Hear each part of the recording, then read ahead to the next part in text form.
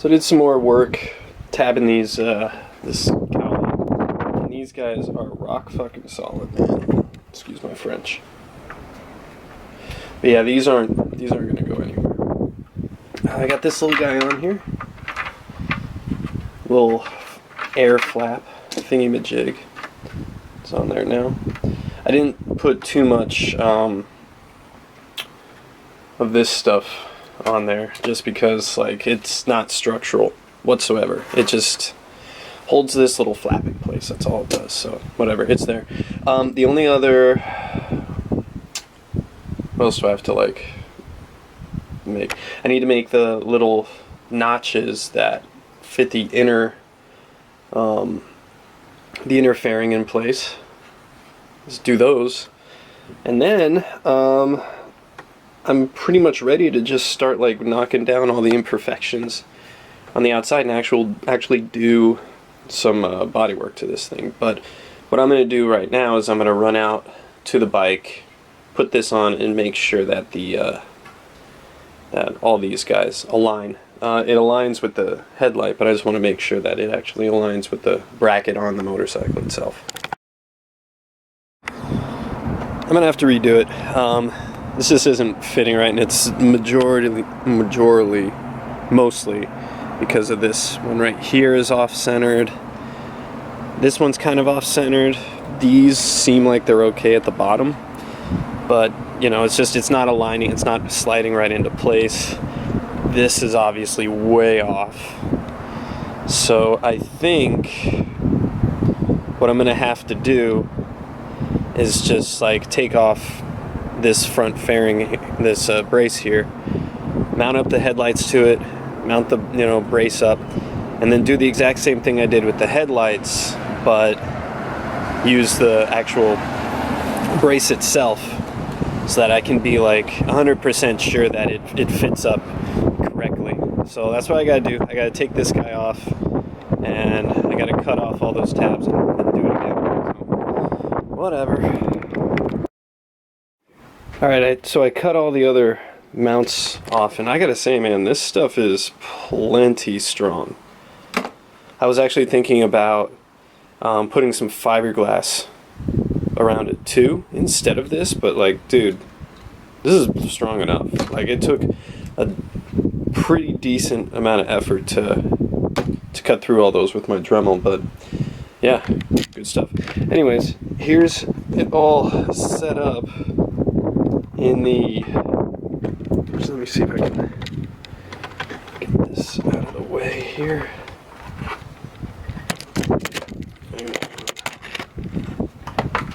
Let's try to move this electrical wire so it's not sitting on it. Okay, there we go.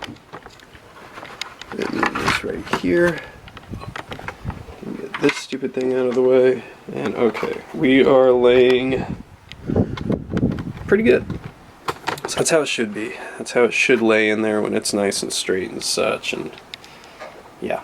So I think what I'm going to do is I'm just going to mark with a marker straight down here. Just kind of score it a little bit to see like, okay, this is where the best place is. And then just put some of that 5-minute epoxy on there and just basically press it down like on there, and then put this on in there and like just kind of squish it on the top so it basically tacks it in place from the bottom. Then I can go around the edges and like really finish it off. This thing definitely is still a little bent. If you notice from here, this bracket's kind of like up here versus this one, which is like perfectly in line. Boom, that's where it's supposed to be. So this one's gonna have to be adjusted a little bit, but this tab's actually pretty easy to adjust. Like, it just kind of like, I'll just kind of bend it down and that'll put me in the ballpark, or I can just force it into place like that, but which could work, but I would prefer for it all to just line up perfectly, but whatever. Yeah, so this is good. This will work very well. Yeah, so I'm just gonna go ahead and do that. I didn't think I would have to do this in the first place, but whatever. I mean, I would prefer to have something that fits right and do it 2 or 3 times than just you know, have something that just looks terrible and just be like, ah, screw it. Alright, we're looking good. Everything's, for lack of a better word, tacked into place. I found this new stuff that I really like. It's this, and what I really like about it is that it does not, it says on the thing, it does not drip or sag, and that's absolutely true. It's like way, like I was running into an issue with the other stuff I was using where it would like run down and, you know, it wouldn't hold itself very well. This stuff, like it's goopy, so it's totally, I'm totally able to just, you know, kind of like slather it on there, and it holds its position, which is super good. It also means that it takes a little bit longer to set, but that's okay. I would much rather have this easier to work with and not all goop than, you know, or I would much rather have it this way. So all this stuff is like holding pretty well, except for this guy right here. So this is why I've brought the brace back in to hold everything in place, because this guy still wants to move around a little bit. But yeah, I'm basically just gonna let this sit for like a few hours and come back and hope it's all better. Let me see what else. So I guess what I'll do now is I will try and fix that side fairing, I suppose. Alright, so here's the old fairing, and here's the broken inner fairing here. It was snapped right at this joint, so what I've done, I'm basically using the old fairing as a jig to make sure that this is all like where it's supposed to be. So there's a screw holding it on there and a screw holding it on there. The crack was down here, and what I've done is I've taken the router bit of my Dremel and just kind of like bored this out a little bit, like kind of honestly made the crack slightly worse. And you can see I've kind of like floated down around here, and it's on the other side as well. My reasoning for that is what it's going to do is it's going to allow the epoxy to like go into the brake and like really allow it to seep in there, because once I sand all this off, what it's like, if I didn't do this little bit here, I would basically be having just a tiny little hairline of epoxy holding this all back together, and it was very, very likely that once I get to sanding this stuff all back down again, it's going to crack again. So this will allow me to actually make a repair that's going to last. So I'm just going to lay epoxy down on this and let it dry completely, so I probably won't be able to get back to this until tomorrow. And my hope is that it'll dry hard enough that I can actually just sand it down. That's my hope. The other, if this doesn't work, the other thing to do is to legitimately melt down some plastic. I'll probably just like cut off plastic from here, just use that as like sacrificial material, and like melt it into here and then sand it down, like if the epoxy doesn't work. But I'm hoping the epoxy works. But yeah, see if that works. Alright, we're gooped. This is all gooped up. I really tried hard to press it in there, just so that like I know that it gets into that crack as good as it can, and hopefully it'll work. We'll see. I did do both sides and then down to the tab a little bit here. I didn't get a chance to get underneath it, but honestly, might not be necessary to go that hard on this, because it is essentially like a vanity piece. I could, like really, it's not structural. It's just it's an inner fairing. It's not even like, you know what I mean? It's not really worth. I don't know. We'll see. We'll see how well this does. Yeah, just gonna let it chill. Alright, it's dried and actually worked out way better. This stuff does not dry super hard. It's still a little flexy. Like you could kind of like dig into it with your fingernails, so it almost feels like some silicone, but it holds well. You know, we're all lined up, everything works now. But for the repair aspect of it, like using it to repair and like use it as a filler, it's not good. This doesn't dry hard enough for me to use it as a filler. So the repair I made on the other one, I'm going to have to use something like a like the plastic, like the material I was using before. I'm going to have to use that because I'm not going to be able to sand any of this. It's just not happening. Or sand it down, you know, to the point where I can use it like filler. It's just not going to work. So, I mean, at least, you know, I got all this mounted and I'm happy with it and it's strong. Yeah, we're moving along. We're getting there. So I got the, let me put a little bit more light on in here if possible. There we go.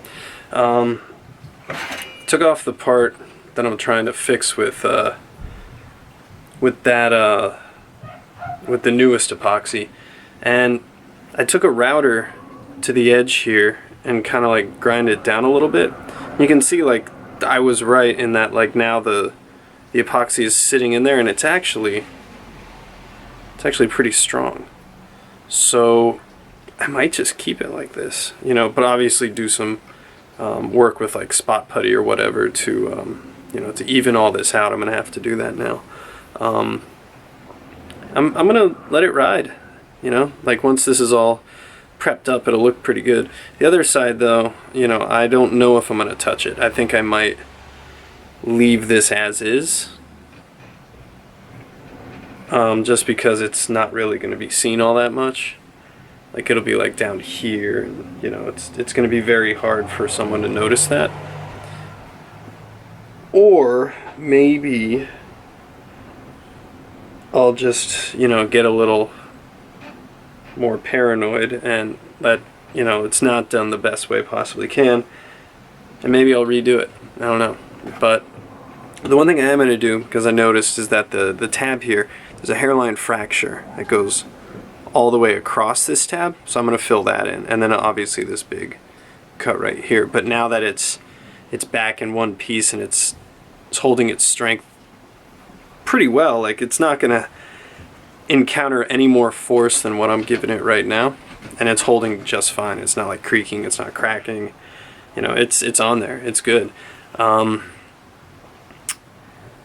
yeah, I don't know. I mean, I think this is kind of bothering me, so I might take it down. I think I will take it down. Let me put my router on there and see. Well, I don't know. Maybe I'll just use a lighter sandpaper and just really try and just even it out the best I can. Because honestly, like you're hardly gonna see that, because it's gonna be like on the inside of the bike. Like you're gonna see this, you're gonna see the outside of it, and even this you won't see. You're basically just gonna see like that. The inside, not so much. But I don't know. If it bothers me, it's not too hard for me to take it off again and repair it a second time. But yeah, I guess for right now all I'm going to do is just like repair these little cracks over here. Give it a little bit of extra strength too. And also I can just kind of glob this stuff on there because no one will ever see this part of it, so I can really strengthen it up. Alright, just decided last night that I wanted to do a little bit more work on stiffening up these mounts. So I put some super high strength JB weld around it, just a little bit, just a light coating to make sure that it's all 100%. And yeah, now there's no way in hell these things are moving.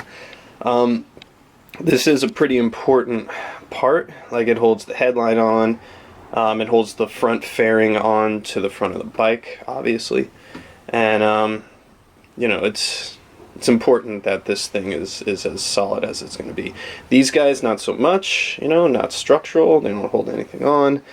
So yeah, now this is not going anywhere, guarantee it. I put a little JB also on, it's this little like cover for the turn signals and such. On this side, one of the posts got broken off when I was taking it off, so I just put a little JB weld on there, and now it's holding. I decided to JB weld it over the other epoxy just because like this thumb screw requires a little bit of force to turn on and off, and I wanted to make sure that this was as strong as possible. And also it'll be inside the fairing, so no one's going to see it anyway, so a little ugly black JB weld, it's not going to hurt anyone. But what that does do is it makes me think, like, you know, I got the post there and the post there on that side, but on this side both of the posts are gone. Like, this one's snapped off, it's not long enough to put the thumb screw on it. But yeah, I gotta figure out how I'm gonna do that, because it's not like I can just run to the hardware store and get plastic dowels like that and just slap them on there. I mean, if I could, it would be pretty easy, because then all I have to do is just run a thread chaser, or not a thread chaser, a die on there and cut the thread on there, and that wouldn't be too hard. But then again, with this one, you know, like, replacing it might not be a bad idea. Like, I put some more of that clear epoxy on there last night, and having it dry overnight, it's actually much harder than when I was messing with it before. So when it was saying it's at full strength at an hour, I don't know if that's correct, because it's definitely much harder now after letting it sit overnight. So yeah, I don't know, we'll see if I can still salvage this one. Other than this imperfection here and the missing posts, like, this can all be cleaned up and it'll be fine. So I guess for today, the last bits of this inner part of the fairing that need to be transferred onto here is just these guys. These little posts here that hold the inner fairing, which is right here, which is the one I did the repair on. These guys, these two posts just need to be transferred onto here, and that's it. And then after that, I guess I can start, you know, drilling the mirror mount holes, the windshield holes, of course the turn signal holes, and like all the other mounts, getting them right. And then it's paint and body work and graphics, and we're done. Like, you know, I'm oversimplifying, that's quite a bit of work, but still, you know, every day we're a little bit closer.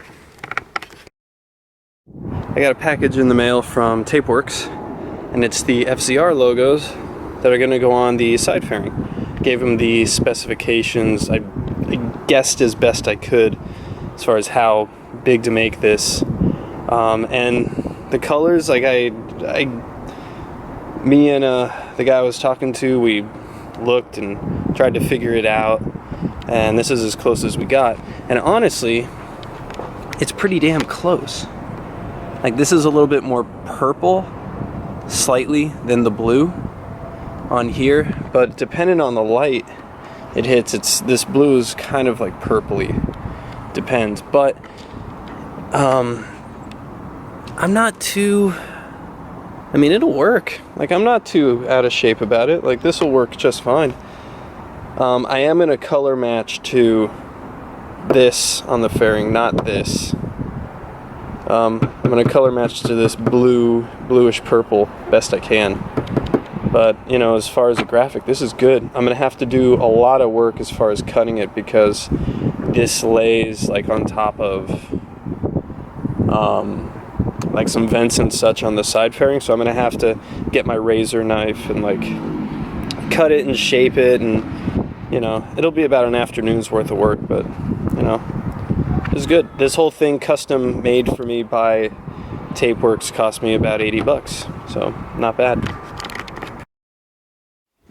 So I'd like to say that this little inner fender, or fairing, is repaired. I put some spot putty on there to even it out, shot some primer over it, and it looks good. So that's done. The next issue has to do with these guys, with these little tabs on this turn signal cap. So this fairing, this little guy, which by the way I'm evening out with spot putty, Does not have, well, it has one little guy right there, but that's not enough. It doesn't have these two tabs here, these two dowels that enable me to mount it to the cowl. So what do I do? Like, I went to the hardware store and I looked for plastic dowels, which, you know, of course they don't have. Why would they need to stock that sort of thing? But what I did find was a wooden dowel. And the reason why I went wood instead of like brass or steel was because the idea behind it is the way that these nuts work, these little speed nuts. Where did I put them? Where did I put you? Oh, there you are. Is that if you look at it, this isn't just like a nut. It's got some, it's kind of like oblong, so it cuts the inside of it, the actual die of it. It cuts into whatever it mounts to a little bit. So the idea is that if I use a softer material like wood or plastic, this will be able to just hold it in place just by being stuck on there and cutting into the material. So that's why I didn't just like use a nut and some metal, because, you know, I don't think it would be good enough to hold it in place. So my idea is I found these little speed nuts at the hardware store, these little guys. And you can kind of like push them over the dowel a little bit and kind of turn them in, and they'll kind of like cut their way into it and be fairly strong enough that, you know, they're not going to completely pop off with a little bit of pressure. And also I like the idea that it's kind of bowed like that, so that it'll like kind of spread out the pressure and pull on the dowel a little bit to like really get it in there nice and tight.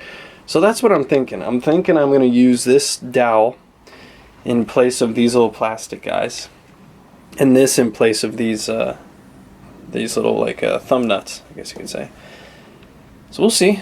You know, we'll see if that works. If not, at the very least, I want to find where I can get these, because, you know, the way that these cut in, I like, and, you know, this should work. If I use a lot of pressure, well, even some, I'm using a lot of pressure right now, it's not coming off, so that might work. However, I think that the more that I use these nuts on this rod, the more material it's going to eat away in them, and it's not going to have a very good hold. So I have to keep that in mind when I'm mounting this all back together, that I really only have one shot with this. So yeah, I'm going to JB weld these guys into place here, and we'll see what happens.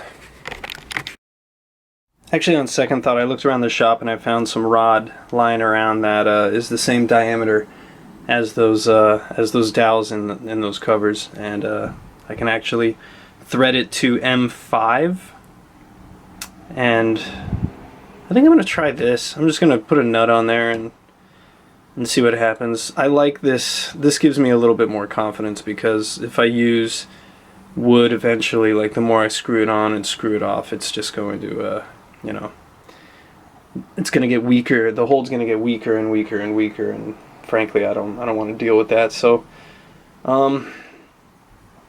if I just use a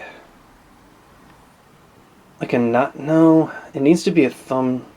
It needs to be like thumb tight, and it needs to be able to stay on there when it's thumb tight. So I don't know how I'm going to do that, because I can't really put a ratchet on it, because if I put a lot of foot-pounds pressure on this, it's just not. It's just going to snap right off. So I don't know. I'm going to go this route first, though. And if it doesn't work, I'll just break off the JB weld, cut through it, and try it with the dowel, because I have that. So I'm going to try this first. Okay, got packing tape because I don't have any other tape, but got it, you know, taped in place on the old fairing. And the JB weld is doing its magic. Now, you know, JB takes a whole day to cure, so I'm just going to let this go and not do anything else. I'll check back up on this tomorrow. And that's it. I'm still waiting for the JB to cure on the mounting tabs that were right here. So I don't really want to mess with the other fender, with the new one. But really, all that's left to do is to drill the mounting holes, the holes that mount the side, the little turn signal fairing,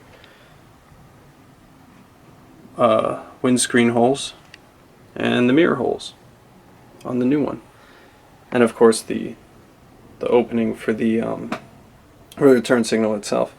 And that's it. And then the thing is done.